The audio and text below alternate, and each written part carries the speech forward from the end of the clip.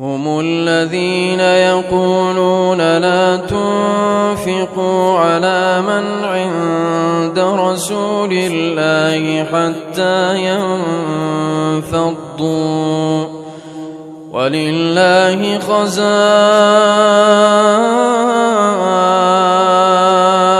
السماوات والأرض ولكن المنافقين لا يفقهون يقولون لئن رجعنا إلى المدينة ليخرجن الأعز منها الأذل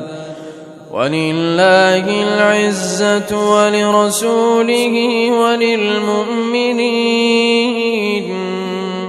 ولكن المنافقين لا يعلمون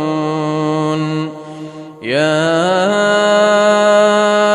أيها الذين آمنوا لا تلهكم أموالكم ولا أولادكم عن ذكر الله ومن يفعل ذلك فأولئك هم الخاسرون وأنفقوا مما رزقناكم من قبل أن يأتي أحدكم الموت فيقول رب لولا أخرتني إلى أجل قريب